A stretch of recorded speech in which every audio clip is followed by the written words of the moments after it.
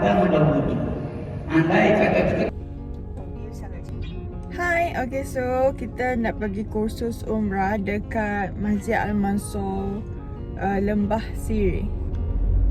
We are going there.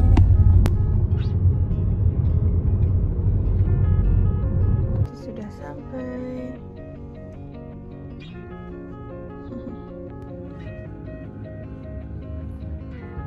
Lain-lain kata doa. Kalau tak penuh nak baca doa atau bawa puasa panjang, nak tengok orang lagi nak jalan kaki dua nak jaga lagi, setidak-tidaknya kalau malah kita masa tawaf saja. Subhanallah walhamdulillah wala ilaha illallah wallahu akbar dimuncul. Tapi kalau saya kata kalau saya kata apa-apa tak wajib baca. Sehingga sama juga. Sehingga sunat dan akdam dan wudu. Andai kata terketuk dah boleh-boleh kita batal dah. Kena kami wudu boleh sebab sunat. Kalau kadang-kadang terus dia kami wudu nak tubi luar malah pun ni kalau kan. Teruslah sekiranya dengan ada wudu tak posok. Tapi tak boleh tak sah wudu, tak sah bawah dengan terbatal wudu. Tapi sekiranya sunat ada wudu. Kalau terbatal dah wudu sekali pun sekiranya tak posok. Dia sunat yang masuk sekiranya.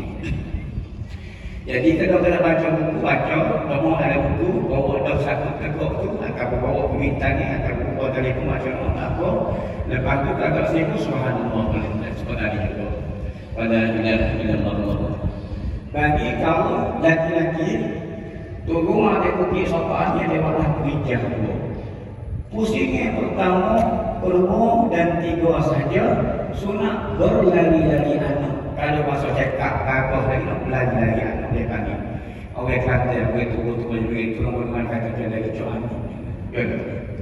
Orang laki-laki saja orang berbuat tak sunat lagi tu. Begitu mai pusingnya keluar daripada marwah ke sofa balik. Jadi kami antara laku yang mana hijau. Kalau kita cakap nak buat lagi tu. Kalau tak cakap nak jalan berlari anak, kita jalan biasa pun tak apa. Kalau kita tak punya beli dia baik juga. Bahasa kita kalau jalan biasa pun tak ada masalah.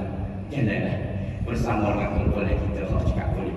Ni pun nak mengaji tapi janganlah nak mengaji pada yang nak putus nak kelih daripada pandang mata kumpulan kita sekarang.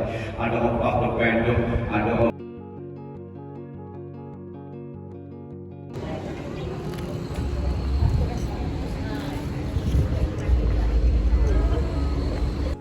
kita dah habis kursus umrah.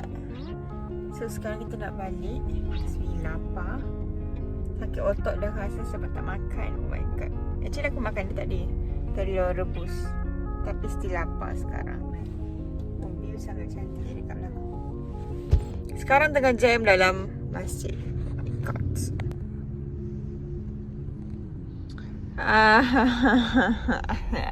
So far okay lah sebab dia kata pukul 12.30 baru habis Tapi sekarang 12:08 dah habis dah. Tadi pukul 12 habis dah. So okay lah. Biar awak. And dah dia pun tahu rasanya kita semua ni lapar.